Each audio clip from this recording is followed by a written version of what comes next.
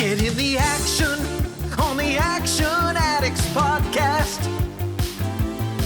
No greater faction than the action movie scene. Get in the action on the Action Addicts podcast. Your satisfaction, action on the silver screen. Get in the action on the Action Addicts podcast. Hello, ladies and gentlemen. Welcome back to the show. My name is Scott Wiley, and you're listening to the Action Addicts podcast. On today's episode of the show, we have returning guest Dan Grima, who's going to be discussing with me the recently released Mortal Kombat 2. Now, we did originally record this episode when the film was only been in the cinema, at least in the UK, for a couple days, but I've had a few things going on, so it's been a little bit delayed in getting it out. However, as it turns out, the film is now close to being available, or even is available, depending on where you live, for home release. So that does mean that this episode is still relevant, and maybe perhaps more relevant, because those of you who were waiting for said home release can now see it, as well as listen to our discussion about it. For those of you who maybe haven't been here that long, or just don't remember, I did do an episode on the original Mortal Kombat from 2021, not the 95 one, which is one of my favorite films. I did that episode with my friend Brendan, aka DB Geek, and we both didn't really vibe with it. So I went into this movie with trepid expectations, as it looked significantly better, but trailers can obviously hide a lot of faults and flaws.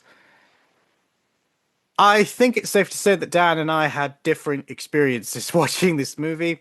I still had issues with it, as you're going to hear, but some of the negatives I'm going to say is more because Dan is nowhere near as big of a Mortal Kombat fan as I am, and I think Dan's opinion is probably more representative of the vast majority of people that's seen this movie. I just hope that one day there will be a Mortal Kombat movie that just gives people what they want, and it's so close to being really, really good, but I think all of the criticism that I've seen about the movie is valid.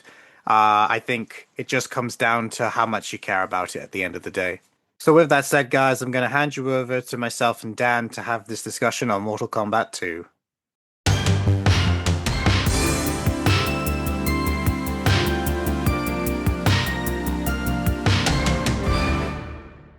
All right, we're here, we're live, we're in the room, and I still haven't come up with a decent way to do this when there's video involved, so with the power of transitions, we're here now. My guest today is Dan Grima, who will not be new if you are a recurrent audio listener, but if you are seeing this for the first time, this is Dan. Hi, Dan. Hi, Scott. How you doing? Introduce yourself.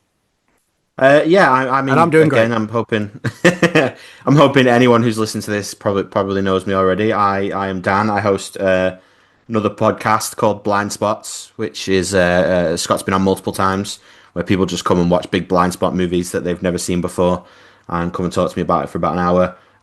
But like Scott, I mainly just like to talk action movies all the time. Yes, that's why you're here, because as people will have seen, let's not rock the table, as people will have seen from the title of this episode, I don't know why my brain slowed down then, we both went and saw Mortal Kombat over the weekend, and ironically, it was not planned, nor were we going to do an episode, but as we had both gone and seen it, it seemed like the opportunity presented itself to chat about it. And you agreed. Yeah.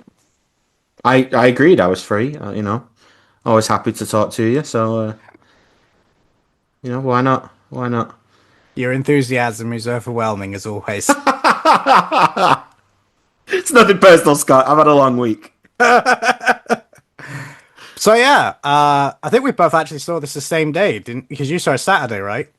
Yeah, I saw it Saturday with my brother, coincidentally at a screening that my other brother was at, and neither of us had any idea that the other was there. So there were three of you in one cinema. And a brother's wife, yeah. So four of us who didn't know the others were there. Fair enough. I'm curious, and this is a weird ass question, but was your brother's wife the only woman in the audience, or did you spot any others? Because I could tell No, you there for a was a few. fact. Not in my screening. There was exactly one woman who came in with, I'm Oh assuming, her no. boyfriend, and Yeah. everybody else was a guy or a young, like, teenage lad. And it just made me chuckle. I was like, oh, I can definitely see what the main appeal of this movie is. So I have two questions in response to this then.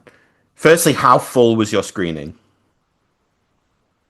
Maths isn't my strong point, but I mean, I'm I not think asking for a specific number. no, no, Just no. But in like, general, you know. I wanna like really paint this picture. So when I booked my ticket, which was 20-ish minutes before it started, 4 seats had been booked. Wow. Okay. More people than that came in, but Yeah. it was like, I want to say less than 20 in like a screening for Right. several hundred. Considering it had only come out the day before, I was rather surprised by that. I mean, I think, correct me if I'm wrong here, because I don't know geography. You live in a quieter area of the country than I do, and I don't live in a particularly busy Yes. area of the country. So, like, is that normal for weekend of releases? Because mine was pretty packed, honestly. Like, I'll maybe be some times honest. went, but it was like 3/4 full, I would say, my screening. I'm not the best to answer that because it's the first time I've probably been to a new release in this cinema, probably since I moved back like 2, 3 years ago. Oh, I have okay. been, All right, fair. I have been to the cinema, but it's not on like the weekend release. Like, Yeah. I went and saw Deadpool and Wolverine in that cinema, and there were way more people. Like, it was basically packed, and that was like it had been out for a week by that point. I'm pretty sure. And I know this has gone back a few years, but like I can remember going to the midnight screening of The Force Awakens, and and like every screen in the cinema was sold out. Yeah, So yeah, same here. there are people here to fill it, but I don't know if this is more normal now because this has been a long time. My old cinema in Southampton, yeah, that would have been a lot fuller, but yeah, I lovely mean, little Southampton makes rural sense. area. You know. Yeah, yeah, and you're coming from a city to is Southampton a city? I don't know. I think it's a city, right? Yes. Yeah. Look, I told you bad at geography. Yeah, my screening was relatively busy, and I think it was. I mean, I didn't really look around too much, but I think there was enough like couples there at the very least. But I feel like you see that with a lot of movies here, like where I live. Like you don't see. I don't think there's too many times where I go to movies and it's all guys or all women, even movies that are aiming very much towards certain demographics. Like, I feel like there's usually regular like times where I'll just see like couples together, like of various kind of ages. I mean, I like to big movies like this or like blockbustery type actiony ones, crowd pleasers, if you will. I'll see on the weekend of. Like often with my brother, often with a couple of friends. Sometimes, maybe by myself. I like a good solo cinema trip. But for a lot of movies, like especially like smaller ones, or ones I know other people don't really want to see, I have a job that means I get a day off in the week every week, like Monday to Friday day off. So I love like a 2 Thursday afternoon showing where it's like me and 5 75-year-olds seeing whatever movie is out at that time. Like they're the best screenings because those people don't know how to use their phones, never mind go on them during the film. I will admit though, whilst they were annoying, there were three. I'm gonna call them lads because they were definitely on the younger side, but they weren't like kids or anything. But Yeah. oh my god, I don't think I've ever heard a cinema try so hard not to laugh at someone.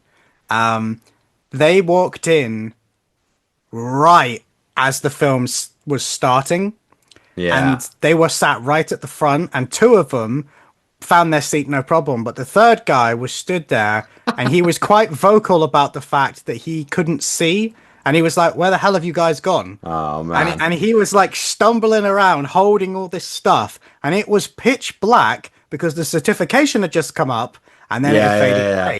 So there's no light whatsoever, but we can all see him clear as day. Well, not clear as day, but we could see him because our eyes have adjusted to it. and it stayed dark for ages. And I was like, what's going on? And now, in retrospect, He's I'm like wondering, feeling around people's faces and stuff. Yeah. I'm wondering if the projectionist saw him and was trying to let him sit down. Because what ended up happening is he got Pity. just to where his row of seats were, and he was like, "Oh, is that it?" And then at the exact moment, the surround sound balls suddenly came crashing into the screen with no warning. You know, Yeah, I know the bit you mean. Yeah. yeah. He went Yeah. about 6 feet in the air, and all his shit went flying. and he, and after he picked everything up, all you heard as he was now able to sit down was very loudly "wanker" up at the protectionist. And, that I was like, if this film is rubbish, that's made the trip worthwhile. That's worth it. Yeah. I mean, I'm gonna give this kid credit at least for not doing like a pet peeve of mine, which kind of shouldn't be a pet peeve because I kind of get why some people might need to do this. So if you need to do it, fair enough. But I think a lot of people do it who don't need to do it, which is I'm looking for my seat, so I'm going to put my phone light on at the brightest possible setting to look for my seat. It's not that fucking dark. It's not that dark that you can't find your seat and count the numbers. It bugs me every time. If you do it during the trailers, you're okay. We're fine. If you do it during the adverts, we're fine. If you do it during the movie, I might hate you. Yep. Or the people that just take out their phone to check a message that's come through and don't realize that, it lights you up, every single person, especially if you're near the front. Yeah. You know, everyone can see it. It's like I can literally read your message from here, my guy. Yeah. I am a staunch cinema etiquette person, but I'm one of those who is 95% of the time too scared to say anything because I'm so internally terrified of any form of confrontation in my life. And there's like this slim part of me that's like, what if it gets in a fist fight? And if I get in a fist fight, no matter who my opponent is, I'm self-aware enough to say that I'm getting my ass kicked. So yeah, that's fair. I don't always say anything because in all honesty, it doesn't bother me that much. But there have definitely been times where it's like I have a tolerance for people who maybe forget or they put the brightness all the way down. But if they just like, I remember there was this one guy that just literally was sat on his phone the whole time, and it was like, fuck off, like why are you here? Yeah, exactly. Like, what is the point in you coming in? And I remember I said something literally in stereo. Somebody else said something at the exact same time. And it was like, the whole, he just left in the end, but it was just, There's times where I sort of get it when it's like, again, like going back, like if it's a couple, I still get pissed off by it. But if it's a couple and I see like one of them on their phone, I go, okay, that person probably didn't want to come and see this movie, so they're just killing the time. And still, fuck you, don't do that, watch the movie, it's still more entertaining. But you see the logic slightly in their brain, even though it's indefensible logic. It's when someone is there on their own, and they spend the entire movie on their phone, and I'm just like, I just want to go up to them and shout in their face, why are you here? Why did you pay money to come here to do this thing you can do at home more comfortably and without pissing the rest of us off? Yeah. I don't know, man. And before we actually move on, I feel like something you said a minute ago, you said about, I don't think it's genuinely like a one-sex screening. Like you see a lot of couples, you see a lot of representation on both sides. Did you happen to see the article that a few of our mutuals shared around? I think it's the Hollywood Reporter that has basically decided that Mortal Kombat 2 versus The Devil Wears Prada 2 is the battle of the sexes. No, I did not see this. And I also know multiple people, I'm not included in this, I know multiple people who have seen both movies over the course of this past week. Yeah, both same. Male and female. Yeah. Most of the people I know that have been calling that article out because they love Mortal Kombat are women, and most of the people I know that have seen The Devil Wears Prada 2 are men. So, I mean, you think in this day and age that sort of gendered, gendered bullshit towards movies would be gone, but somehow it's still like rising its head around. Like I've been on this action movie podcast multiple times. I love action movies. They're the types of movies I talk about most. I still love a good rom-com if it comes out. I went and saw When Harry Met Sally at the cinema 2 weeks ago and had the best time, and I was by myself. We don't need to keep pitting genders against each other when it comes to movies, considering that it is very possible for people to go and see both movies. And honestly, go see Michael Jackson while they're at it. Not suggesting people do for that one, but there's time and space for people to do all these things.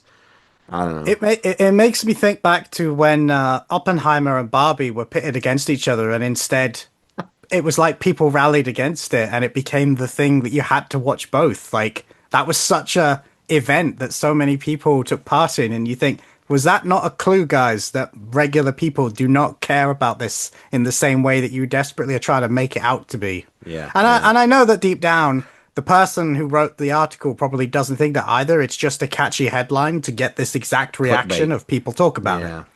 But it's like you said, it just feels like, really? We're still doing this? Like, oh, you went and saw the girly film, and oh, you went and saw the boys film? It's like, how old are we? Anyway. It's always going to be there in some form.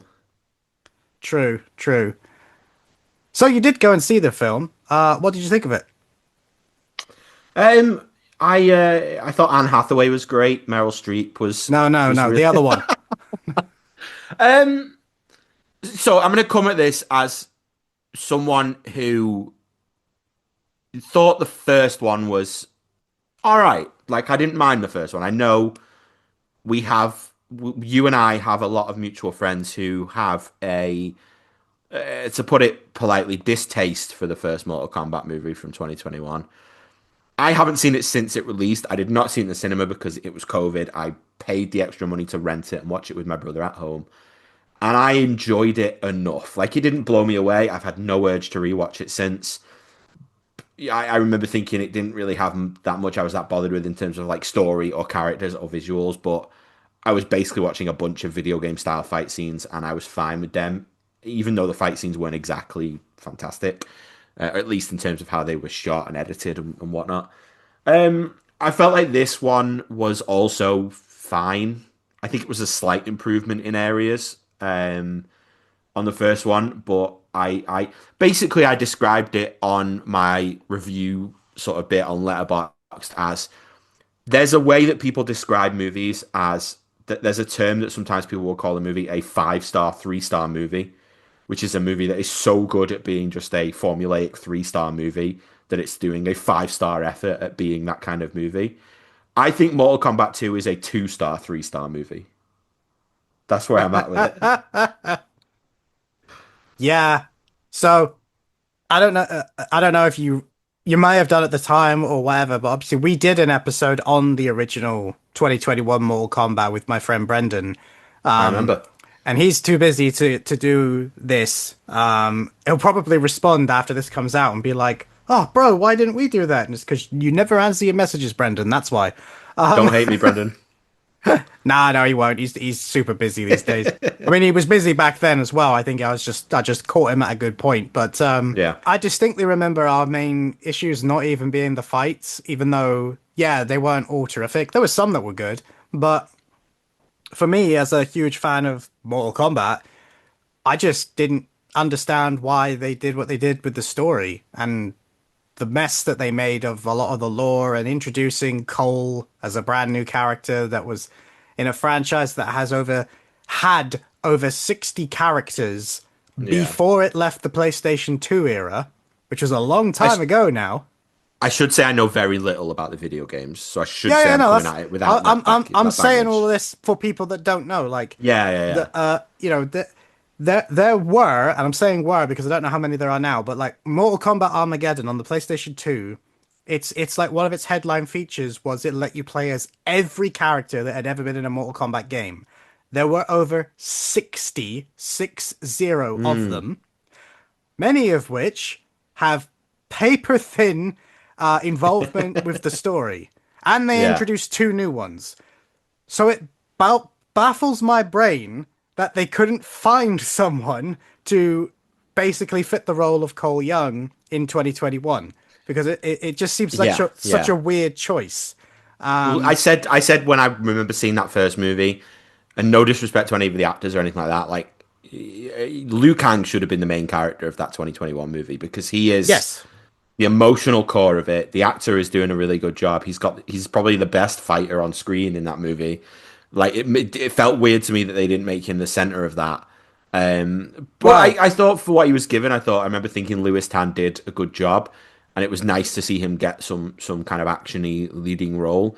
But I mean, yeah, I think I maybe would have felt slightly more down on it maybe if I'd come in knowing the games that well, because I could name about 10 of these 60 characters, and then the only other characters I could name are such Mortal Kombat classics as the Terminator, the are they? Xenomorph, the Yeah, Predator. RoboCop. Are Yeah, they by yeah. any chance? Are the 10 that you can name the ones from the song by any chance?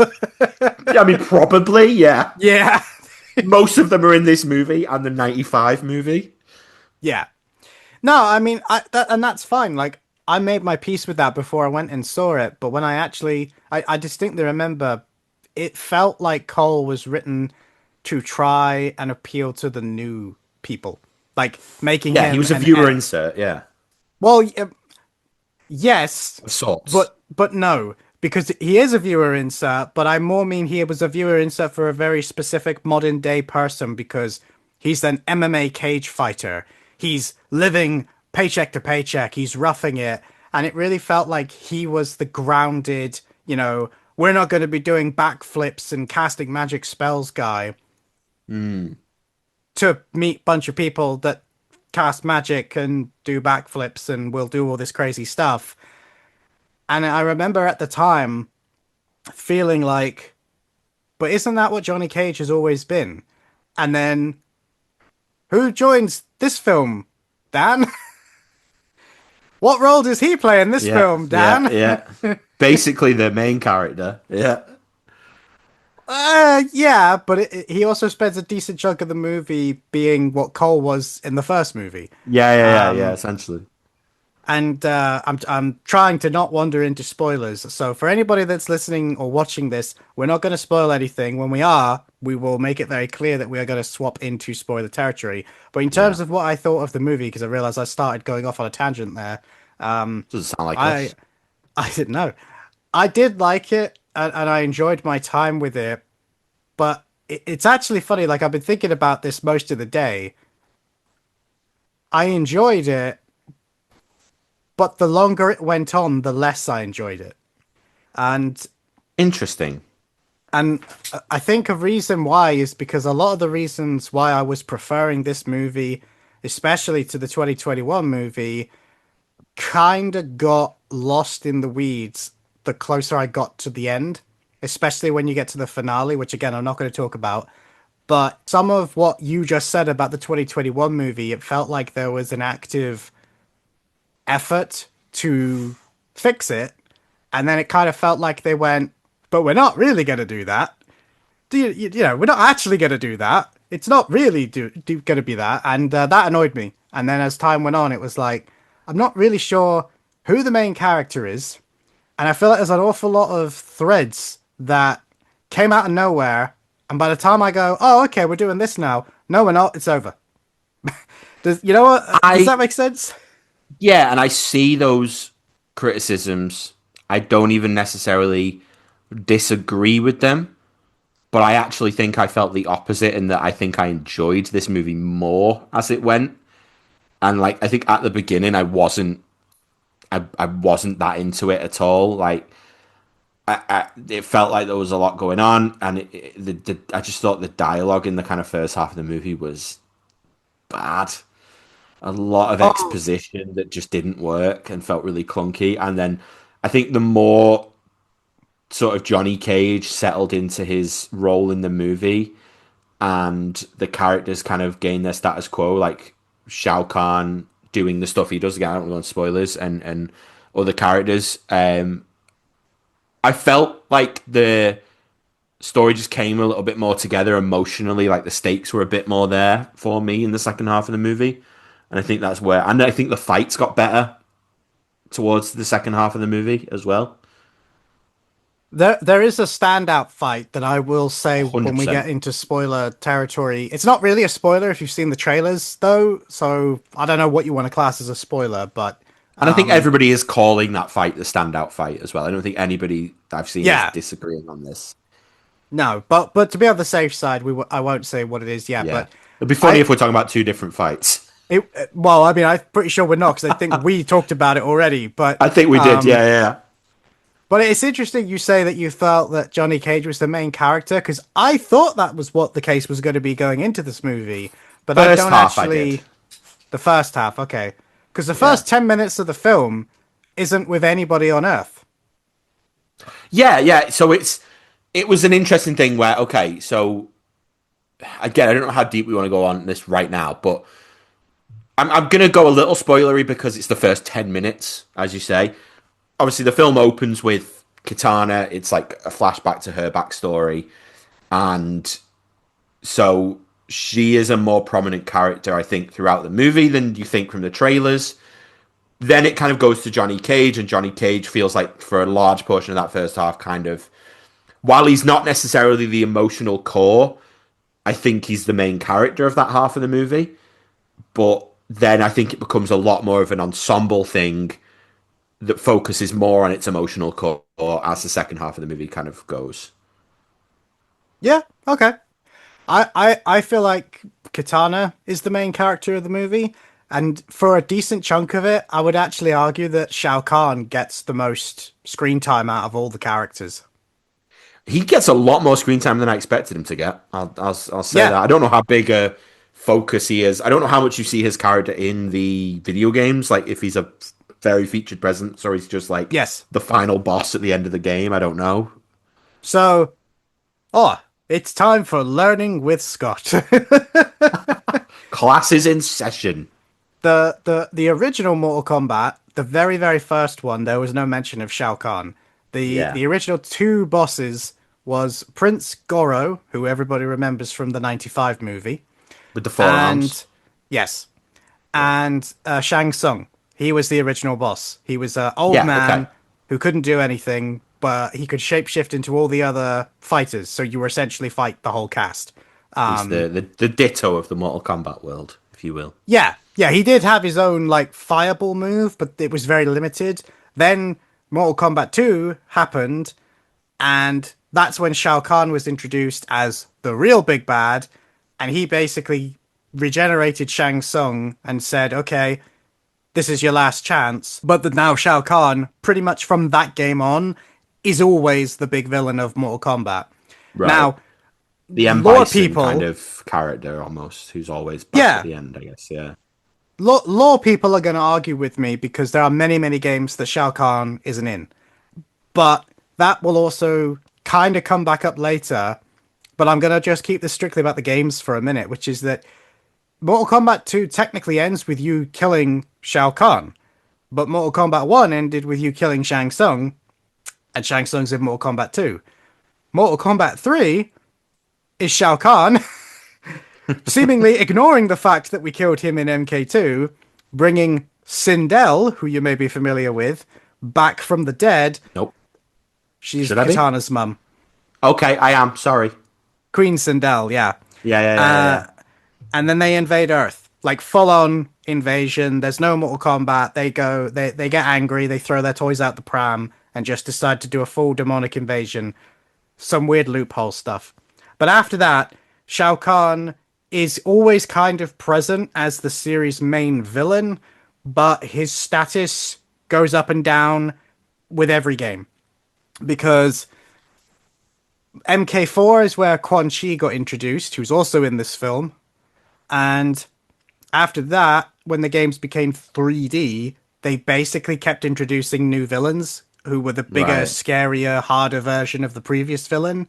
And it got to the point where there was the supernatural method. When Mortal Kombat Armageddon came out, there is literally in the playable characters, all the bosses were playable, I hasten to add, including Shao Kahn. Right. There is an entire row just of the bosses because there were now that many of them. It was stupid. So here's a question: because I think this about fighting games often in general, and maybe I'm not being fair to them. Do, should should people really be taking the stories of these games that seriously? Almost like that sounds really. I sound more like a dickhead than I want to there, so I hope you get where I'm coming from there. Well, I think I Obviously, get what you you're can't kill saying. off a bunch of characters every game because you need the fucking roster for the rest of the series. So unless you Yes. keep switching it, and then if you keep switching it, everyone's going to be mad that the characters they loved in the previous games aren't back. Well, that actually happened So to Mortal Kombat. yeah, so okay. So but it's also I'm just So sort of like just to pause you you just there, gotta go. because Okay, people are coming in and out. just to pause you there, MK3 didn't have Scorpion or Sub-Zero originally, and Okay, right. fans went ballistic. This exactly. This is kind of what I mean. Is you would expect that to be the reaction if that happened. Yeah, So I don't know. It's yeah. I just sort of go. Well, but you kind of have to not take it too seriously when characters die, and then like you. I think you have to not be like nitpicking in future games and being like, well, how did they come back? Because they need to be playable for the game. That's why. well, the thing is as well is because this is something that I feel like people don't understand with the Mortal Kombat games specifically. Because I agree with you in regards to certain fighting games. If you made movies of them, there is a story, but it's very loose. Like It's not why you're playing it, is it? no, Really, like, you know. but Mortal Kombat is the fighting game franchise that basically changed that. And as time went on, they basically introduced a proper cinematic story. Yeah. Okay. This started with MK9 two console generations ago, where they rebooted the entire story. And when you play through the game, you get essentially a movie.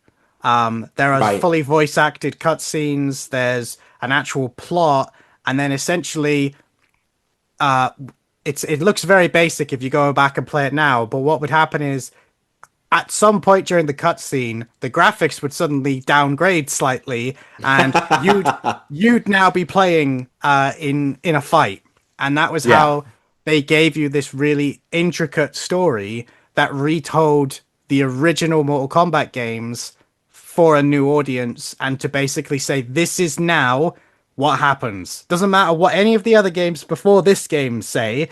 This is the plot. But anytime you were in the story of, let's just say specifically Mortal Kombat 9 to start with, you playing as whatever character the story puts you in, or do you choose your character? Yes. Is it No, bounces no. the It character? it gives you the characters to play. Okay. So it gives you a certain character, you fight another character, you end the fight by performing a fatality. I sound like I No. don't know video games. I play video games No. all the time. I've just never played Mortal Kombat. Is that character dead in the story then, or what? No, because No. in the story mode, you cannot end your opponent with a fatality. They die But when isn't that the they die when they're scripted to, selling? or they don't Isn't die that the at selling all. point of the Mortal Kombat franchise to a degree? Yeah, it is. I agree. I agree with you completely. But you can't do it in story mode because characters Okay, only that's die when they're supposed to. But it's interesting too because like something you just I was said a made me Tekken chuckle kid. because one of the games that I really want to bring up because of something that happens in this movie. But again, I'm not going to say what it is yet because it's not a spoiler. I just don't want to ruin it for people. But there's a game called Mortal Kombat Deadly Alliance. It was the first next generation for its day game. That game opens with Shang Tsung and Quan Chi teaming up and deciding they're going to go into business for themselves. They do two things that change the games going forward forever. First thing they did was kill Shao Kahn. Right. Second Okay. thing they did was kill Liu Kang. Wow. Right. The next game, they're both playable. With any Now. explanation? Yes. Shao Kahn was explained as the one that died wasn't actually him. It was a body double because he knew they were coming. But Liu Kang is a zombie. Okay. He is an undead creature whose body was reanimated by an unknown force. He has no intelligence or free will, but he's got all of his fighting power, and he just gets pointed in a direction, and off he goes. And he stayed like that for 3 games. Wow. Okay. Does that And include the one where the Mortal Kombat characters fought like Batman and Superman and all those? no, because that one is off on its own. Elseworlds. That Yeah, is funnily enough, that so I played bits of Mortal Kombat, like I played the odd little bit of the original like couple, I don't know which ones. Maybe like somewhere around 1, 2, or 3. I think I played a tiny bit of Deadly Alliance, like multiplayer at a friend's house when I was a kid or a teenager. I've not played any of the newer ones. I think the one I've played the most is Mortal Kombat versus DC Universe. the worst one. I mean, yeah, I didn't think it was particularly great when I played it, but I remember borrowing it from a Well, friend as a teenager. I don't know if you know this or not, but that is literally the game that ended the game studios that made Mortal Kombat. Like, it did so Yeah, yeah, poorly that yeah. Midway went under. Um, It it kind of was gave us only Injustice though, which I like those games. well, it did eventually, yeah, because Warner Brothers basically saved Mortal Kombat by giving NetherRealm Studios it back after they consumed Yeah. Midway. But yeah, overall thoughts then, without spoilers, do you think people should go and see this movie? Yeah, I think so because I think I've because the responses have been quite all over the place. I've seen people feel similarly to me, people who've not really liked it, and some people who actually really liked it. And I think it's a good movie to go see when I saw it, like on a Saturday afternoon. It's a fun little kind of, I don't know, hour 45, however long it is. It's an easy watch. There's a lot of fights. It's mostly fights. So yeah, I think go see it and see what you think of it. Definitely. So I was originally going to save this for the spoiler talk, but actually I don't think I need to. Something that I remember thinking whilst I was in the cinema, because obviously I had seen some of our mutuals not talk about this particularly favorably. And I remember watching this, and I felt like I both understood the negatives, but I also understood the positives, and I agreed Same. with both. Yeah. And the thought that came to me whilst I was watching a particular fight was I suspect that the average person will really like this movie.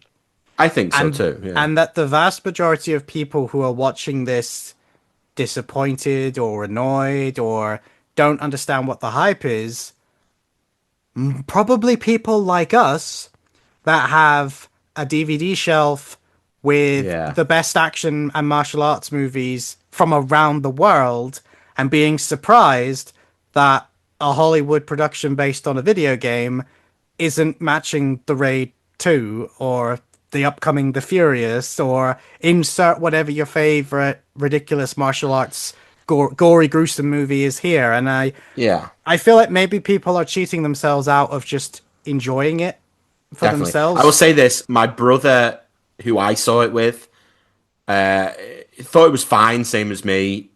He said he preferred the first one a little bit. My other brother, who I didn't know was in the screening, who I think watches a fair few movies, goes to the cinema quite a lot, but isn't necessarily a movie buff in the way that like you and I are.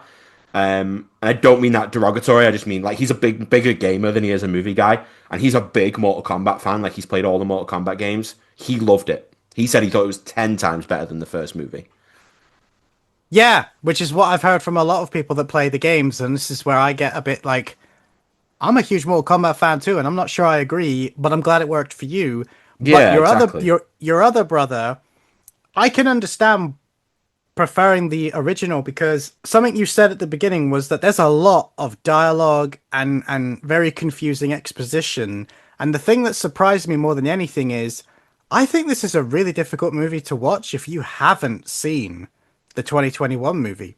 Like it really expects you to remember a lot of what happened in that film. Yeah, I don't think it, even considering it kind of brings you in through the eyes of two characters who weren't in the first movie.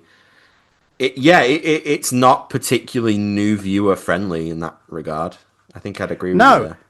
and the reason why I mention that is because when this comes out on home release, I'll be very curious to watch them both again back to back because I don't think they're going to gel very well together. Because I remember 2021 A being a lot more serious, but B being a lot darker in places. Like Sub-Zero is played like a horror villain in points. Yeah. When he's chasing them through the streets. Like I can see why there would be people that would prefer that one, even if it has an even more confusing story and not as great fights, because I think the bits that maybe they were gravitating towards was the horror elements and the stronger narrative focus on this character is the main character.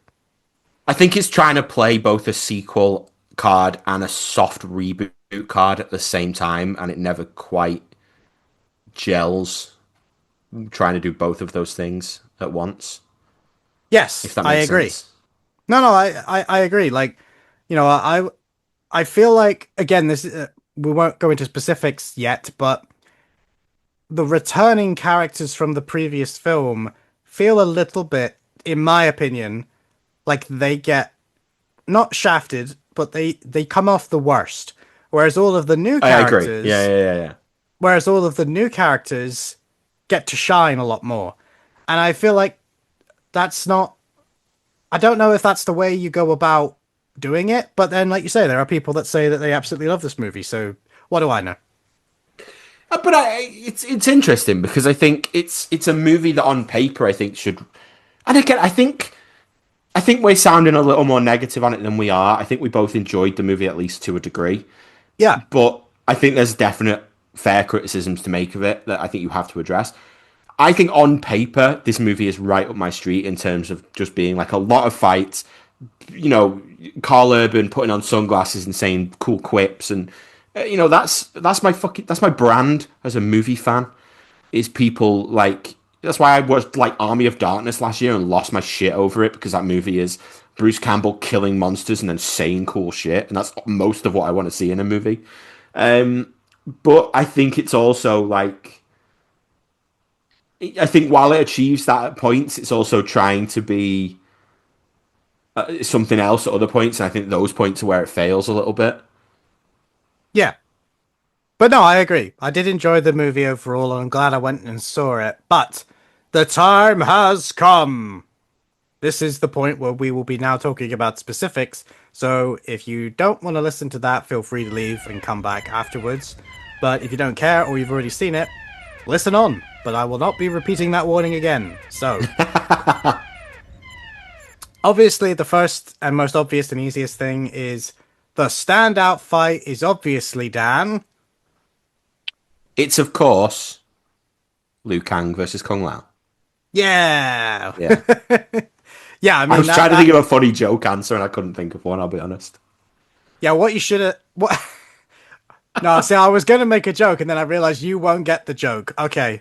So for people that know Mortal Kombat, the best fight in the movie is the reptile fight, because you don't get to see it unless you do a bunch of crazy things to get a specific extended cut of the film at your cinema, but it's worth it, man, to have that secret fight. I get the joke to a degree. I could figure out where you're going. Yeah, but basically, Reptile in the original was actually in the original. He was in the original Mortal Kombat, but he was a hidden fighter. You could only get to him if you completed a ridiculous amount of prerequisites that were also hidden, so no one knew about it. Right, and he was basically a combination of Scorpion and Sub-Zero, but he was colored green. And then obviously as time went on, he became his own character. But which the I fact mean, that he was in the 2021 movie, right, as the kind of lizard. Well, a creature called itself reptile? Reptile was in that film, but yeah, that's what I mean. I don't know if that was the Reptile or if they were just, I don't know, but that was nothing like what Reptile is like in most of the games. No. But there was a character who went by the name Reptile that was essentially, I guess, supposed to be an homage at the very least to the video game Reptile. But yes, the best fight easily is between those two, probably in part because it's Ludi Lin and Max Huang who play those characters, and they are both fantastic martial artists. And props off as well to Ludi Lin, who I don't know what that he's been eating since the last movie, but he has put on so much muscle. He's looking good, man. Yeah. But no, their fight was insane, and it's at one of the most cinematic looking places as well, like the portal level, which was in all the trailers. Yeah, that fight didn't disappoint. It did unfortunately make all the other fights around those two kind of a bit like, okay, are we done? By comparison, is the only Yeah, I problem. mean, I think because there's a lot of fights in this movie, it's very fight heavy. I don't think there was anywhere I was like outright, oh, that was a bad fight, but there was some that were definitely better than others. I don't know if get a feeling you don't agree with me necessarily on that point, but and I think there's some still fun fights. Like I think even though it's not a big fight, like some of it is more comedic. I enjoy the stuff between the sort of fight scene between Johnny Cage and Baraka. Is it Baraka? Am I getting the name right? Yes, and no, Yeah, I loved that's that a whole fun fight. sequence. That to me was the second best fight. Yeah, and I think they do a good job at sort of um how do I put this, disguising Karl Urban in that fight because like obviously he's not a martial artist. And I think this still looks sort of believable enough when he's doing all these flips and shit. I think the fight at the end is good. I enjoy that. There was something I was enjoying in every fight. I think my thing that I said to you, and I sort of put when I sort of again like letterboxed reviewed this movie in air quotes, is I think in every fight it was clear that the stunt work and the choreography and stuff were clearly there. I think it was just let down by the wrong director for the movie. Oh, and another thing I said is that I felt like it was let down by the lighting. I felt like it was really poorly lit. But then other people have since said to me that they didn't find that. So part of me is wondering if that was specific to my screening and my cinema. That just wasn't that well lit in the first half of the movie. So, but I still feel like it's good stunt people being let down by bad directing. I think that is my problem with both movies as a whole. I've seen quite a few people comment on the fact that they don't feel like the film is doing a service to the fights by constantly having multiple fights or multiple scenes constantly cutting between each other. And I do actually agree with that. There was Yeah, me too. I can't remember exactly which combination of Shao Kahn fight it was because he gets, like we said, he's in a lot of them. But there was one in particular where it was like really tense, and I was actually invested, and then it cut to two other characters, and I was like, I Yeah, don't care yeah. about these two by comparison. Not at that Because you moment in time. you have Shao Kahn fighting Cole at the same time as Jax is fighting Jade. Yeah, I You think it have was that one. Shao Kahn fighting Kitana at the same time as some kind of fight is going on with Johnny Cage and Oh, Johnny what Cage and in the Scorpion Nether are Realm? fighting Yeah. Sub-Zero, or I don't know if that's supposed to be Noob Saibot, if that's supposed to be Yes. that version of him. Which I'll be honest, during that fight I only clocked why he's called that. Um, the Why the is he the called last that, Dan? names, because it's the last names of the creators backwards, and I never realized Yes. that before. Yes, it is. So I clocked it during that viewing of Mortal Kombat 2. I think if you focused on each fight at a time, it works better in this movie because I think there is movies where it jumps between two fights and it works well. But I think with this one, it works better if you get to sit and watch the proper Shao Kahn versus Katana fight in one go. I think the emotional side of the Cole versus Shao Kahn fight works better if it's not cutting towards another fight with Jax. Yeah, I think you're right there. Well, I think as well is there's also the slight not problem, but it does feel a bit like these some of the fights feel like they're over before they start. Yeah. And, you know, in the nicest possible way, as soon as it was revealed that Cole was going to fight Shao Kahn, it's like, oh, well, Cole's dead then. Like, Yeah. he's not going to kill him, is he? Because that would be the end of the movie there and then. Someone today made a good point though of I like that it does actually sort of go in a way it gives you an idea that if so spoiler alert again sorry Scott said he wasn't going to say it again, I guess I am. um, Shao Kahn at this point when he fights Cole has made himself immortal, and I kind of Yes. like that the movie has it almost where it might be that if Shao Kahn wasn't immortal, Cole could have won that fight. Yes. which I went back. I'm still not sure if that was the implication because Or Shao Kahn just didn't care about getting his throat slit because he knew he'd be fine. yes, Yeah. because one of the points that the camera lingers on is the fact that Shao Kahn makes a decision to just not bother picking up his hammer for that fight.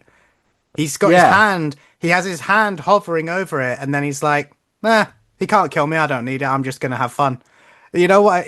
I can't make up my mind if the implication was Cole could kill him, or if it was Shao Kahn just being like, no, I'm gonna let you, because I think they just leave it up to. I think maybe they leave it up to you there, and they might have been right to do so, so that people who were watching the first movie and maybe weren't Mortal Kombat fans and didn't have the baggage of knowing the characters and just were happy with Cole as this audience surrogate character of sorts, they at least get to think to themselves, okay, well, he's still a good fighter who could have won this fight. Whereas other people who probably know the behind the scenes things or figured out what they're trying to do to get more viewers in.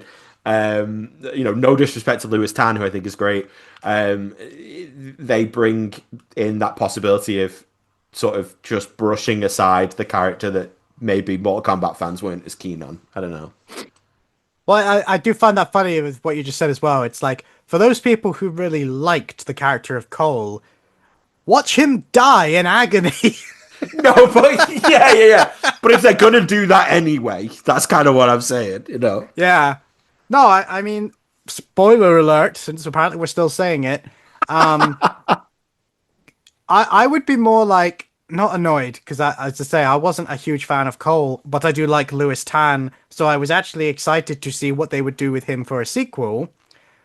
And the answer is not a lot, but I think that's true of everyone.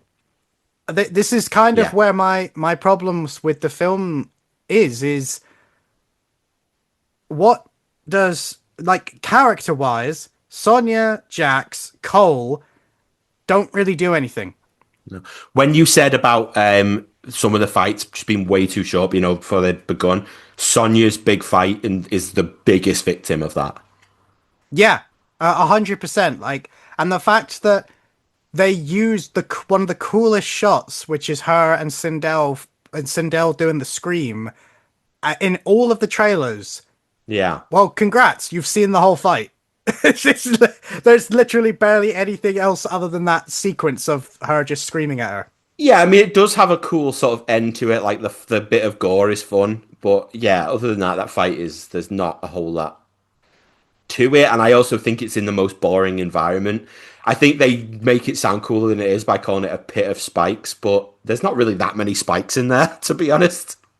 No, I was like, oh yeah, I know that level from the game, but it's one of the most boring levels in the game. Whereas, so this was going to be a question to you: is how many of the environments are levels from the game? All of them. Okay, I wasn't sure about this. Yeah, the only one that I can hear somebody going, but that wasn't, is the technically the opening of the movie, but also the end of the movie, the big like courtyard with all the Adinians. Yeah. That is from the games, but like that's more from like a modern game, like whereas all the other levels are literally from the old Mortal Kombat 2 video game. Like where Shao Kahn and Cole were fighting just felt, that was one where I was like, this has to be from a game, because every fighting game has a level. Like Soul Calibur did this all the time. It has a level where it's like a raft or a bridge surrounded by bubbly water or lava or acid or some shit like that. And I was like, this feels so video gamey. Yeah, I can't remember the name of the level to save my life, but pretty much all of the environments pretty much used, even the Netherrealm, they're all levels from various games. But they, like the level I was talking about with the portal, where Kung Lao and Liu Kang fight, that's ripped straight out of Mortal Kombat 2. That's cool. I like that they've done that. The acid pit is, and the pit where Sonya and Sindel fight, I'm pretty sure that's in Mortal Kombat 1 and 2. But yeah, the weird like village where Jax and Jade fight, that's just random Asian village. I think that's okay though, because I think there's an emotional importance to that set in the movie itself, at least. Yeah, and it's basically where it's also where Katana and Johnny Cage fight. So yeah, I will say though that And where Jackson, is it where Jackson and Jade fight? Yeah, that's what I said Yeah. originally. Oh, sorry. I thought you were That's all right. thinking of the other fight at the beginning. No, no, no. But the other thing as well is I know it's in all the trailers, but I just loved the slight sideways digging they do at certain actors from certain eras who are still going to Comic Cons trying to like make money off the fact that they were famous 30 years ago. Yeah, I, yeah. I never have too much of a yeah, problem with that. Get your bag. Why not? but no, no, but I love the fact that, or I liked what they did with all of that, but I was kind of less like happy with the Johnny Cage film that they show us. Is it Uncaged Fury? Yeah. Because as funny as it was, it kind of feeds into this idea that, oh, it's an old martial arts movie. It's rubbish. It's like all of my 90s era martial art films, many of which were made on a shoestring budget, could eat this film alive. That was the only bit that sort of irked me, where it was like, we It can make this idiot look like a skilled professional, and the and stunt guys were falling over yeah. without being any contact. Like, it was funny, but also like, there are people who are going to watch this and go, oh yeah, old movies are bad. This is where the writer. This is where I think the writing and directing are kind of letting down the stunt work, because I think the stunts and the fights are done by people who obviously do care about action movies, and I think the movie's being written by directed by people who aren't necessarily big action fans. And I'm not even saying they have to be, but in this case, I do think at points it's to detriment of the movie. And I think like there's a great example. I don't know if you've seen this movie. There was a movie a couple of years ago, a Chinese movie called Stuntman, and it was about a aging Hong Kong Oh, is it stuntman the who. Jackie Chan one?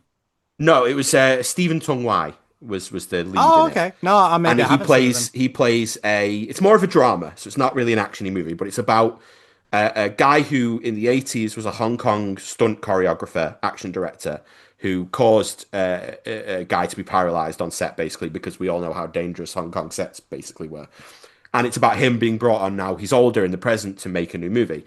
But the opening of that movie is basically showing the him in the 80s directing this fight scene from a Hong Kong movie.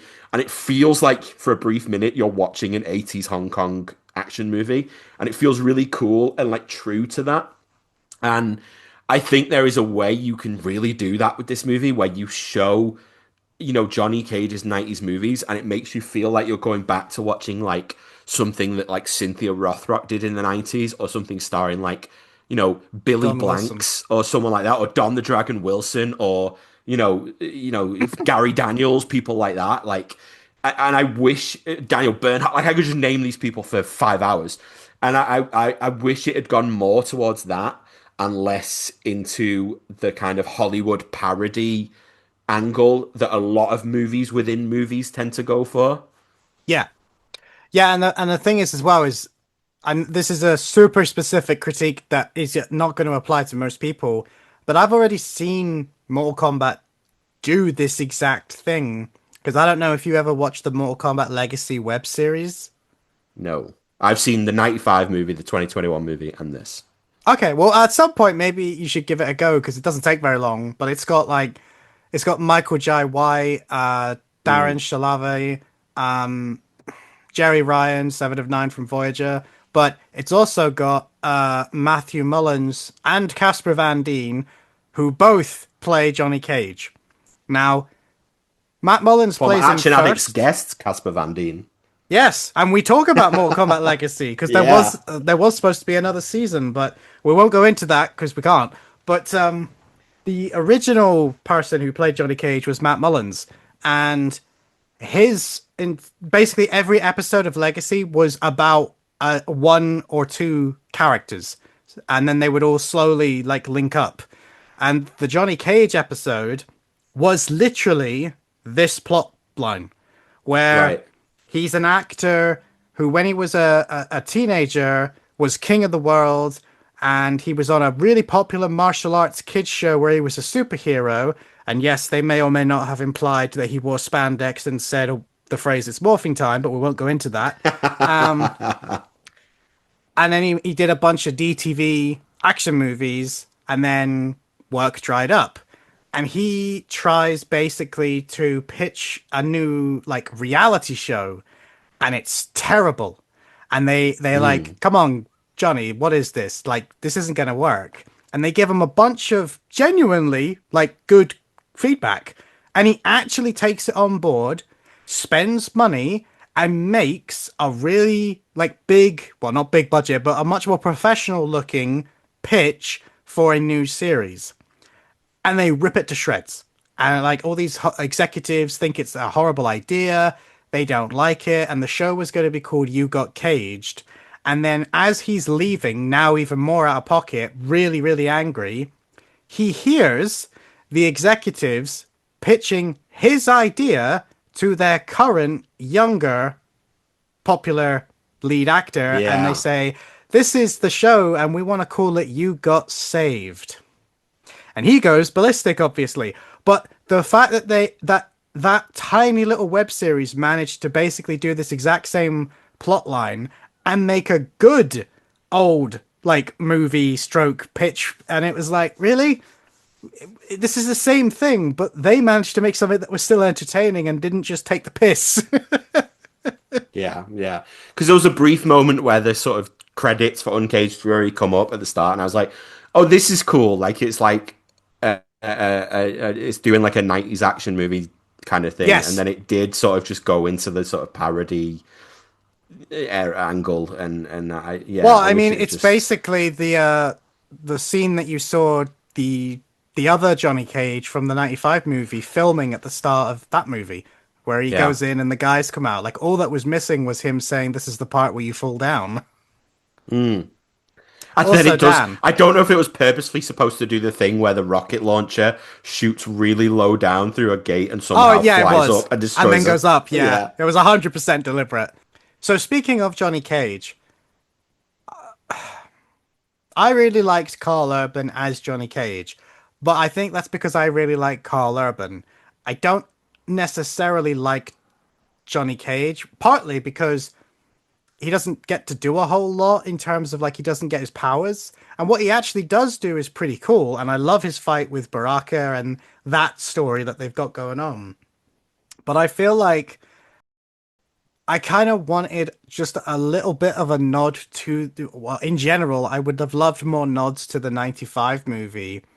And I'm just curious, in my head, there was a golden opportunity that I was convinced was going to happen that didn't. Because we mentioned earlier that there's the scene where he's down in the Nether Realm and they're fighting Noob Saibot. And a plot point we've not even mentioned, by the way, guys, is they resurrect Kano, but he's now a good guy briefly. So he's there and he's helping Johnny Cage. I wouldn't call him a good guy so much as his interests. His To interests save his own ass temporarily change. align. Yeah. I mean, he doesn't accidentally kill any of the people he's fighting beside. He could have more than once. So, but anyway, they're all trying to fight Noob Saibot, and Johnny Cage is like unconscious on the floor. But all the way through this movie, as you even said earlier, they keep making him do these quips with the sunglasses. And he's like, some of them are straight from the more modern video games where, you know, he does the middle finger when he puts the glasses on and he says it's showtime. And that's all fine. That's all dandy. But I really kind of feel like there was a lost opportunity to let Johnny Cage show off his powers more than just a single kick, but also give us a reference back to the most beloved line of the 1995 movie, which is that you had Noob Saibot holding off both Kano, Jade, and Scorpion. Johnny Cage is there, and the sunglasses are on the floor. I was convinced that Noobs was gonna break out, or the shadow was gonna break out, whatever it is, and was gonna break the sunglasses. At which point, Johnny Cage would get real angry, stand up, and say, "Those were $500 sunglasses, asshole." And then we'd get a Johnny Cage fight scene complete with powers that he's now unlocked because he's that pissed off.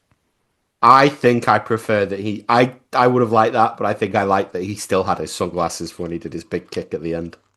I do as well, but I feel like they put so much emphasis on the glasses that it made me chuckle that I was like, it almost feels like he's had these since the 90s, and how funny would that be if there's a reason? Like, they're the last vestiges of him at the height of his fame. So Yeah, when they yeah. break, then the real Johnny Cage can finally come out, you know?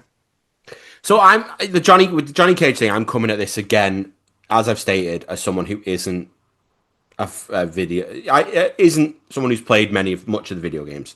Hmm. So I don't necessarily know too much what Johnny Cage, the character, is supposed to be like. So if I'm thinking of it just specifically as here is the Johnny Cage that they tried to present as essentially a washed up 90s action star who is now just doing conventions and stuff like that and not getting the work he wants anymore. And, you know, isn't interested in saving the world because he doesn't think he's the guy for it, but he kind of ends up doing it and reclaiming his former glory to a degree.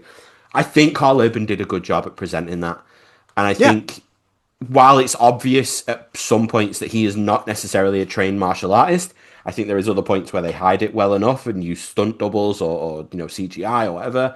I think they're successful enough in doing that. I like that I liked the stuff he did. And also, I think part of it that some people are forgetting also is that I think the casting of Karl Urban helps this movie to get made to the degree it does. Because I think the thing that the first movie is missing is a bigger name to bring an audience in. And I think with The Boys and things like that in recent years, I think Karl Urban helps to bring a bit more of an audience in for a sequel. Yeah. I mean, it's difficult because whilst I do agree with you, I I feel like a lot of people went and saw Mortal Kombat 2021 anyway. And whilst I was happy when Karl Urban was announced, as I Yeah. said, I But will sorry admit to that, interrupt, bear in mind the time that that movie came out. There yes. wasn't much other option because of the pandemic. Well, I mean, there was still stuff coming out, but yeah, I see what you're saying. I mean, it's difficult for, it's so funny because obviously in my mind, I'm like, did it come out in the pandemic? Because I remember listening to like our friend Rob and his friend Mac when they were still doing the Action Drunkies talking about that movie Yeah. as I was going to work at the hospital. So when people say, "Oh, I did this and that in the pandemic," I'm Yeah. like, "Oh, right, yeah, that was actually like different for some people." But when you think about the time it came out, because I was working too, my job was not nearly as important as yours during that time, I'll say that. But I was, we were in a lockdown in the month Yeah, that yeah, movie yeah. came out. The UK, at least. Yeah, no, it's true. But no, I do feel that I'm trying to not get into a reductive argument, which is that Hiroyuki Sanada and Joe Taslim are incredibly, powerful, big leading men of worldwide fame. But you're absolutely right. They are not going to bring in the audience in the same way that Karl Urban can. No, they're bringing in you and I. Well, they certainly were for the first Mortal Kombat film. Yeah. If you I'll be honest, you'd struggle to convince me that Joe Taslim did anything other than show up and say a few lines of dialogue in this one, because he could have just not been there and it would have been just as impactful as if Yeah, he yeah. had. Which is actually one of the things that why I said that the movie, as it went on, I enjoyed it less because there was just too much. I feel like they left Scorpion way too long to bring back if they were going to do something with him, and yet he still had more screen time than Noob Saibot. And Joe Taslim is on screen for maybe 60 seconds before he becomes, cloaked in shadows. Maybe that is him in the suit doing the fights. I honestly couldn't tell you. Yeah. I mean, you wonder how long they had him on set for as well, don't you? Because, Yeah, whether he's just filming another movie or, is he doing The Furious at the same time or something like that? Or, I don't know. yeah, exactly. And it was the same for Hiroyuki. Like, most of the fights, his face is covered, he's wearing a hood. So those two feel like they were kind of more like cameos than anything else, which is Yeah. fair enough. But introducing both of them within a breath of each other, whilst other characters have been killed, like, because this is the other thing that we didn't mention that I really want to, is Cole is the first Earthrealm fighter to die. He is by no means the last. No. Everybody dies other than Sonya Blade, which I did not see coming, to be honest. I wasn't. I mean, maybe this is going to tangent on the movie, a different part of the movie, a little too much. But I kind of one bit I was a little confused about is exactly what happened with Liu Kang at the end. So, did he die? I don't know. He definitely died, but I feel like what they've done there is they've tried to set up a storyline that I personally think is stupid. Because basically, I don't remember if this was set up in Mortal Kombat 2021. Maybe I need to rewatch it, but he made a point of saying that he's the last son of the dragon, and he has this epic fight with Shao Kahn, as he should, because he is the Chosen One movie. This is kind of the biggest annoyance I have with both movies, is they're like, no, your main character isn't the main character. Yeah. And that really wound me up, that they made him say, I'm not the Chosen One. This is not my destiny to defeat you. Yes, it is, Liu Kang. You've literally done it in every fucking game, and you did it in the original movie. But I digress. When he dies, his eyes glow, and he floats, and he has all these superpowers, and this is going to be really difficult to explain without some backstory, but basically there is a... Do you remember how I said that Mortal Kombat 9 was like a hard reboot of the timeline, and that they were like, this is what is happening now? Yeah, cool. Well, the next game they did, they actually progressed the storyline forward 20 years, and that's the game that introduced us to Revenants. And Kung Lao and Liu Kang, and most of Earthrealm's fighters are all Revenants. And their descendants and kids and other people who show up are now the good guys. The next game went... Yeah, I think I know where you're going here. This is kind of an issue, because we've basically kind of messed this all up, and I don't know what we should do. I got an idea. Let's reboot the timeline! Because that reboots, but also is like still in continuity in a way, right? Like it's... Yes. Oh, yeah. Like a Crisis on Infinite Earth scenario. The MK timeline has rebooted 3 times, but they all have continuity with the previous timeline. So, eventually, after a lot of back and forth and DLC expansions, what ends up happening is Raiden gives his powers to Liu Kang. And Liu Kang becomes the Guardian of Earthrealm, and he has the device that controls time. And basically, he makes the decision that everything is now so messed up, I'm going to reboot it again. And that is what Mortal Kombat 1 is, which is, at time of recording, I'm pretty sure, the most recent Mortal Kombat game. I think so, yeah. Everything is different. And I say everything is different very loosely. Because basically, this was Liu Kang's attempt to basically make everything peaceful and happy. And I know this will shock you, but it doesn't work.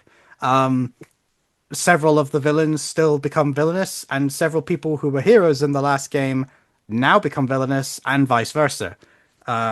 Spoiler alert, Shao Kahn is the main asshole that kind of triggers all this again. But the point is in that game, Liu Kang is a god. He has stupid OP powers. Like, one of his fatalities is he snaps his fingers and 2 black holes appear and rip the opponent and disintegrate them. That's how like ridiculous. Thanos. Yeah. And that feels like what they were hinting at the end is Liu Kang is now ascended to that level of power, and his mission is going to be cleansing the Revenants, which could be interesting, but it still feels like we don't know what to do with this character, so let's give him a side quest. And then that's what a lot of the characters end up feeling like. Instead of coming together to defeat Shao Kahn, it kind of feels like everybody's got their own little side quest and no one wants to do the main quest, you know?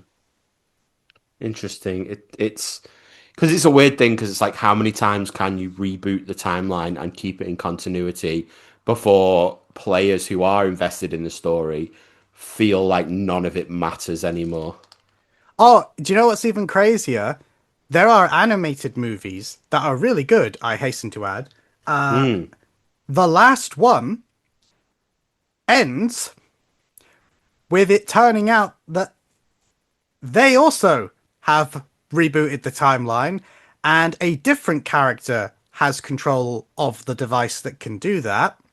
And so they reboot it again, and during the events of MK1, it is discovered that there is more than one device, and that every single timeline has one, which means there's a Mortal Kombat multiverse. And guess Oh what? God. They were setting up Jesus. going forward, where you can have every different version of these characters. And now, how do we solve all of this? How do we decide which one is the real timeline? You guessed it, Mortal Kombat! So is Of the that multiverse. coming in a future game? Have they announced an... Possibly, probably, I don't know. I haven't. I kind of gave up when they rebooted again because I liked the last the few idea. games have been pretty well received, right? They have, but this has nothing to do with the storyline. The gameplay of MK1 just wasn't for me, and the gameplay of whatever the previous one was, I've lost track now. I think it was MK12. They slowed everything down, and this will mean absolutely nothing to you, but the type of fighting game it was changed. I used to Right. like Mortal Kombat because it, like you said, it wasn't deadly serious. There were lots of combos, lots of flashy moves, and it was too slow for me. It was all about having good fundamentals and neutrals, and I was like, nah, it looks really cool. I love Bit more watching other. tactical in a way. I like watching other people play it, but Yeah. like if you compare it to MKX, it's a totally different game. I'm basically, as much as I love video games, I'm bad at all multiplayer video games, apart from like 3 that I've ever played. And fighting games are top of the list of types of games that I am bad at in multiplayer. So Yeah, I'm not it's just particularly never great been at a them franchise I've against gone people that know towards. what they're doing, but I like playing them for the story. But like you say, when you give when they rebooted again, it was like all the new characters that they introduced were gone. It was like, Right. okay, we're back to the original crew again, which is fine, but kind of feels like, well, what was the point in progressing the storyline? Like, I hit the point where I just don't care anymore because Yeah, it's not yeah, Mortal yeah. Kombat, it's another series, which is why when they were hinting at that in the movie, I was like, that's a really weird thing to hint at. Unless, of course, Raiden is going to die in the next one, and they will be in need of a new protector, perhaps. But then they could have done that in this one. I don't know. Yeah, Yeah. which leads me They quite kind of nicely. almost do. Exactly. That's what made me think about it because if the next movie, there's not going to be Shao Kahn, so Well, who's the next villain going to be? Now there are. could just be Shao Kahn again. There might be. It could just be Shao Kahn again. Had he not had his brain sashimied by Katana, I would have said it probably would be Shao Kahn again. But I feel like that if they do that, people aren't gonna like that. You know, I think it's much more likely that the villain of the next film will be Shang Tsung, and I suspect that the first thing he will do is free Quan Chi, and they'll make the Deadly Alliance. Remind me, because my memory's blanking. Where does Shang Tsung end up at the end of this movie? Raiden pushes him off of his temple and says, "Run." Yes. Yeah. Okay. Yeah. And Quan Chi ends being restrained by Kano, and they drag him back, and they say they're going to use him to bring back their friends because he's a necromancer. Yeah.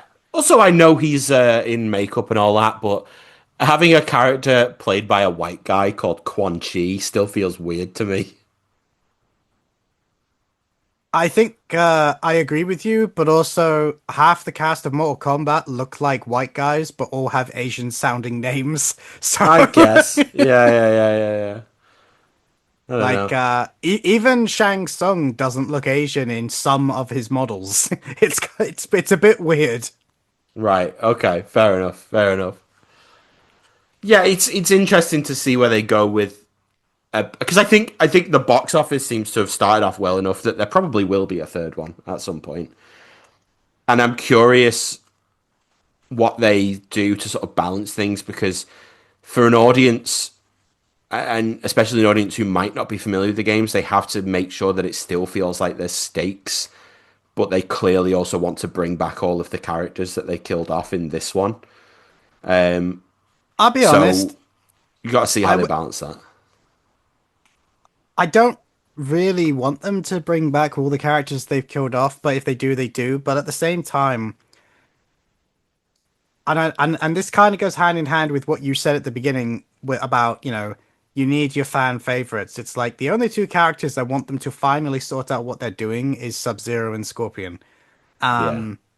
Because... And Liu Kang. I mean, yes, Liu Kang as well, but... They have to keep the stakes of what the tournament is. So they have to keep the stakes steady of Earthrealm can be in danger. So whilst these characters losing doesn't mean these characters die, and if they do die, they could easily be brought back, and you've not got the individual stakes there needs to be the stakes there of what the loss of their fights implies is going to happen. That's where they need to balance it. Well, I think the first question then, if you want to go down this road, is the next film going to still have a tournament, or is it going to be like 2021 where it's not a tournament? I would hope they would just do the tournament, but because I think you give yourself a good formula to stick to because nobody's seeing a Mortal Kombat movie for that. That's why people want to see a Mortal Kombat movie. So I think you just, as much as there will be the odd person going, oh, they're just doing the same thing as last time. Good. That's why people are going into that. Like, and this goes into a whole larger conversation that I don't think necessarily needs to be had now.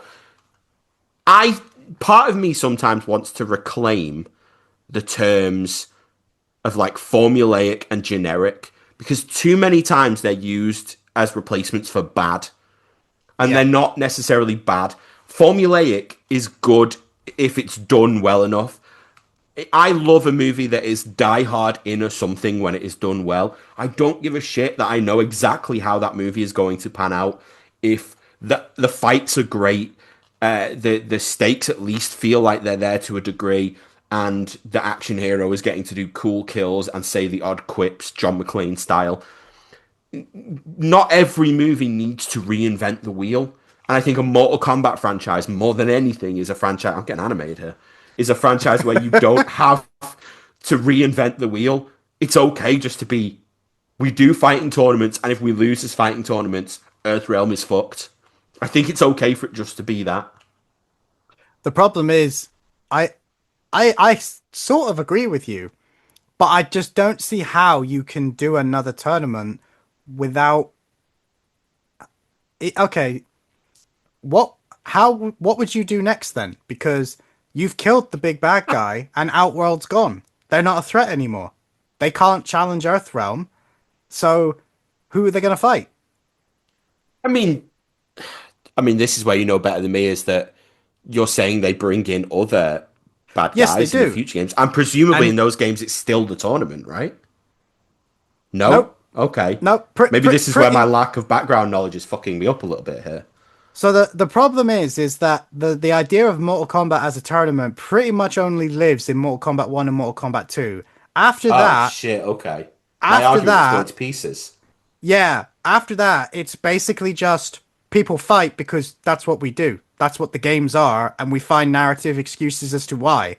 But you can do those bad guys from those future games coming in, and for the sake of the movie, still do the tournament setup, right? I think there is a way you could do that. That's not the issue. But my issue is if that's what you do, you'd have to set them up and introduce them in the same film that this tournament happens. That's a lot to, as like you were saying, like this film feels like there's a lot of exposition in the first half. There's a lot of dialogue. It feels very rushed. If you did that, the next film would have to do that times 10. Because it would be all brand new villains. I think that can be done. I don't think that's as difficult as you're possibly making it sound. I think so many famous tournament movies, you don't know any of the characters at the start because they're not based on anything, you know? Oh, I think you true. can set that up. Interesting. I think there's a way you can fuck it up easily, don't get me wrong. But for want of a better term, I think if you really mess that up, it's a skill issue more than anything. Yeah, okay. I think for me I think the issue is always going to be like you just said, you're coming at this from you don't know anything about Mortal Kombat, and I'm looking at it as they've got all these storylines that they've set up that I just don't see how they can resolve through another tournament. They could easily just resolve them off screen and then start the next one with everybody revived and we have another tournament, but I think that would be boring. But I also feel like, Cole was supposed to be, and they even make a point of mentioning it again in this film, a descendant of Scorpion. And I think every man and his dog has worked out that he is going to end up becoming Scorpion, so that Hiroyuki Sanada can just not and can go live life somewhere else without having to do this again, which I want to see. There has always been a second Sub-Zero waiting in the wings to come in, who's actually the more well-known one, which is Kuai Liang, which is the younger brother of Bihan. Don't ask me why they've got different last names. And he will obviously end up taking the mantle of Sub-Zero, and he's always been a good guy, whereas the first one was always a bit a villain. I think I knew that. It's insane to me that the first movie did not end with Cole becoming a new Scorpion and being the new Scorpion for the entire second movie. Well, I think even if you kill him off, you still have him be the one that's in Netherrealm to help them fight Noob Saibot at the end of the movie. Well, that's so I was speaking to someone else. I don't want to say his name just in case, but he basically said that he believes that that's the direction that the film is going in. But I don't understand why. I believe I know who you're on about here. And I don't know why that they didn't do that in this film. And I think the honest answer is the first film, that whole like ending sequence was reshot. I remember that very vividly. Is people like, because the film wasn't being received well originally by the test audiences, and the producers didn't like it, and the studio didn't like it, so they completely redid the ending, which is why that last fight feels so different from the rest of the movie. But I believe that is where he was supposed to take the mantle of Scorpion, and then they didn't do that. Yeah, and obviously, crazy to me that they didn't. No, because it's literally his entire character arc, and it doesn't go anywhere. It was such a weird movie because of that. And then in this movie, like you say, they had the perfect opportunity to introduce him in the Netherrealm. Like, Raiden even says it is the realm of the dead, so it would make sense that Cole would be there. I don't understand why they didn't. I mean, I think the reason is probably because Cole wasn't that popular, and they want to see how people react to this film. Personally, I don't know. But don't you make Cole more popular in the second movie by having him become Scorpion? Oh, isn't easy. That the fix? Yeah. Yeah, exactly. I mean, the problem with Scorpion and probably Sub-Zero to a lesser degree is, and the same problem you'd have with any of the other MK ninjas, even though they're most of them aren't ninjas anymore, is all of their costumes are white-out eyes, masks, and some different colors version of hoods. And I don't have a problem with that because that's how the characters always looked. But I suspect that the actor playing the character and the studio that's paying their salary doesn't want their lead actor to be covered so you can't tell it's him. So, but I think you work around that because how many of these kinds of properties don't necessarily do one-to-one? You have Hugh Jackman playing Wolverine in a ton of Wolverine movies where he doesn't have the Wolverine costume. You can do a version where Louis Tan is wearing... But that's 20 years ago, Dan. We've moved on now. Yeah. Hugh's wearing the costume. You can do a version where Louis Tan is wearing the Scorpion get-up from the neck down. Like, you can achieve that pretty easily. And just for the odd fight, he has his mask on. Just like Kitana popped up her little blue hood for no reason. Yeah. And then also, confession time. At the start of the movie, I got characters mixed up, and when Kitana was having her sort of origin story, I thought to myself, when does she get like the weird fucked up monster mouth? And then I realized I was thinking of a completely different character. Yeah. I mean, that's not as crazy as you think it is, because if Melina ever shows up in the movie, she is literally a clone of Kitana. So. Oh, right, okay. I apologize to the audience listening that are Mortal Kombat fans for passionately suggesting ways to do Mortal Kombat sequels despite knowing jack shit about Mortal Kombat. But that's the thing. Like the I just newer like games action in, movies. That's where I'm coming at it from. but the newer games in particular, the scope of the story is so much bigger. There's politics, there's betrayals, there's so much fighting where the tournament feels Yeah, yeah. unnecessary now that you don't even really need it. But there you could easily integrate it into the tournament. I mean, if they wanted to, now that Shao Kahn's dead, they could bring in Melina and they could have Shang Tsung and Quan Chi be the villains, but they could also bring in Kotal Khan to help Kitana make Outworld good, which is what happens in the game. For a period of time, Outworld becomes a nice place and they become friends with Earthrealm. And then, as I said, this really grumpy woman resets time, and the first thing she does is bring back all the old villains. So Shao Kahn, Baraka, Reptile, and Goro, and walk out and wipe the floor with all the new characters. And they're like, Yeah, "Nah, yeah. this is my house, bitch." I'll be very interested to see where they go. That's the and how long it would be till the potential third one comes out. Because like I say, I think based on the early box office for this, it probably does happen at some point. All And I don't think hope it's is as long a gap as it is between 1 and 2. All I hope is that if they do bring Shao Kahn back, he never, ever, ever, ever utters the words, "I will make Outworld great again." Which is a genuine line of dialogue from the game I just mentioned, where Shao Yeah, and Kahn's he's entire doing the personality Trump arms. was very clearly based on a person in real life and was nothing Oh like the Shao man, Kahn he'd always been. that's so funny. Like fake tan and blonde hair. Yeah. And Yeah, the thing is as well, I want to say like Martyn Ford as Shao Kahn in the movie is a force of nature. Like I wasn't yeah, I wasn't entirely sold on his voice at first, but as the movie went on, it worked. And the fact that they did a nice mix of he does use moves and powers straight from the games, but he also, he is just a massive guy with an insane amount of strength, but he's also got some skill. And I think that's a very important part of Shao Kahn that gets overlooked. And I really liked him at the beginning of the movie before he got his immortality, because it's like he is a fighter first and foremost. I get that he wouldn't have a problem using immortality to guarantee that he wins, but I also kind of feel like in the beginning when he made a point of, talking shit to Jared, the guy he kills at the start of the film, I was like, his life is on the line. Yeah, okay, I kind of get it. By the end of the movie, when he's gloating about all these people he's killed, it's like, dude, you're immortal. You're invincible. It's not the same. Like you've lost all the bit that made you cool. yeah. It's like putting the cheat code on and then saying you're incredible at Call of Duty. Yeah, exactly. Like Liu Kang would have wiped the floor with you. Cole killed you. Kitana killed Yeah. you. The kid down the street could probably kill you at this point. Yeah. Like if I put like an aimbot on and then like acted like I was incredible at every shooter I was playing, it's not the same.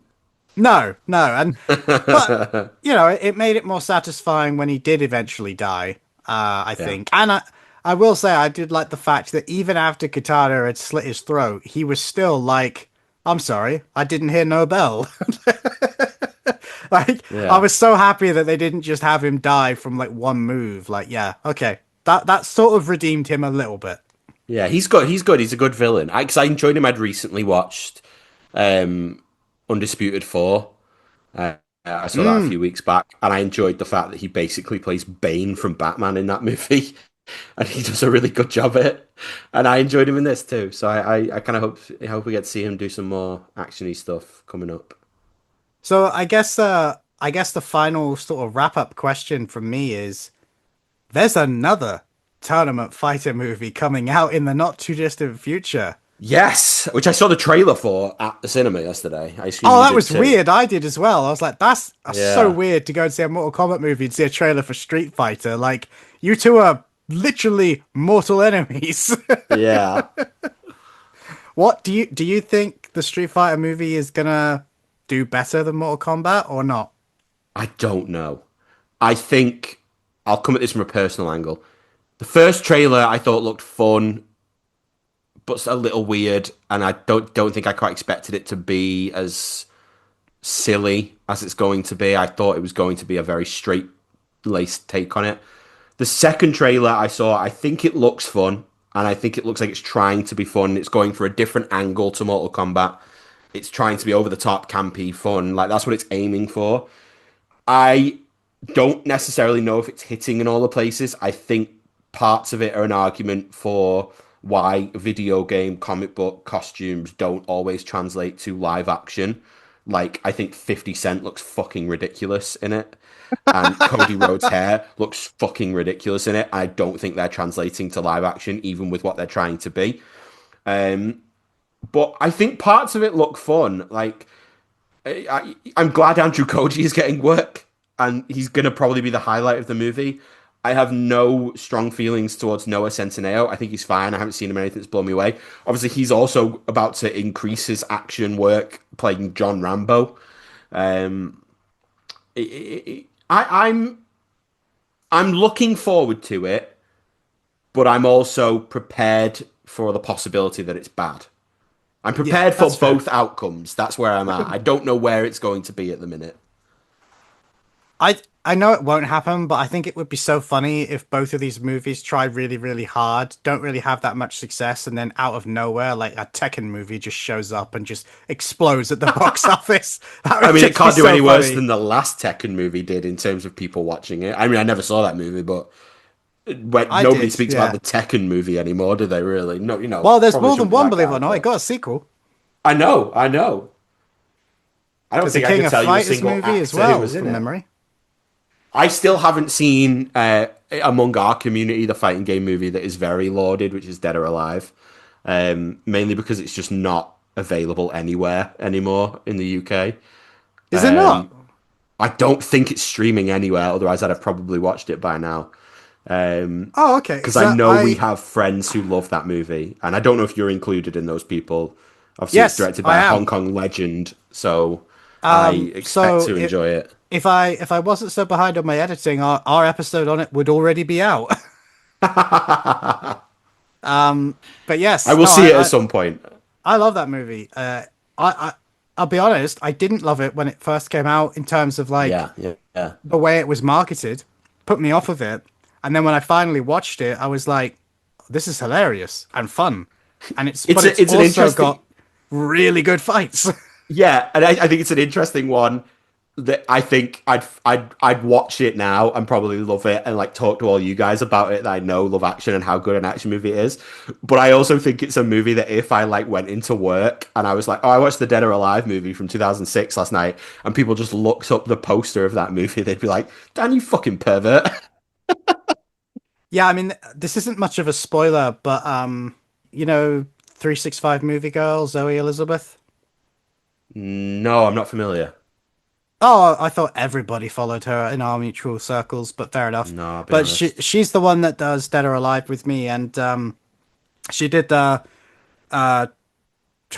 Dread. Oh, she did a recent episode. Actually, I remember I did listen to that episode. Actually, yeah. So she came back to do Dead or Alive, and she'd never seen it before either, and she was like, "This is everything I love" in one sentence. Because I literally pitched it to her as it's a martial arts movie directed by Corey Yun that stars mostly half-naked models of the day. And she was like, I'm in. And when we finished it, she was like, I had no idea how apt that description was. Sounds apt, yeah. They really don't put clothes on, do they? And I'm like, nope. And I mean, I was watching like My Name Is Earl at the time. So I was in prime teenage boy thinking how hot Jamie Presley was. So yeah, you'll like this movie then. She's arguably like one of the best fighters in the film, in my opinion. Well, really? She just started an OnlyFans account, I read. That I didn't know. I know she is. I know that she was a kickboxer in real life. Like, really? So, wow.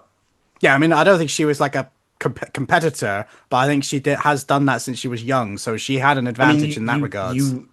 You and I, at least, know to trust Corey Yuen to get good people to fight in his movies, so it doesn't they're come not as all that good. Huge a surprise. No, I'm sure, but at least I can't for the to a life of degree. me think what her name was, but she was an underwear model at the time. But she can't fight in the film to save her life. But they smartly don't get her to. Like she does a couple kicks, and the rest of the time she has guns, and she just sits in the background making Yeah. sarky comments. Perfect. That's all you need her to do.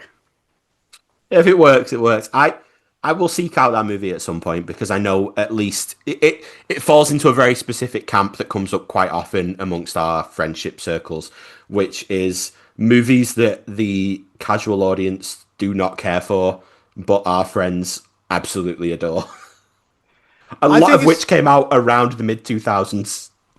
Yeah, and I think that was the problem. I think it got caught in a wave of bad video game adaptation movies, of fighting game adaptations. And I'm not saying it's good.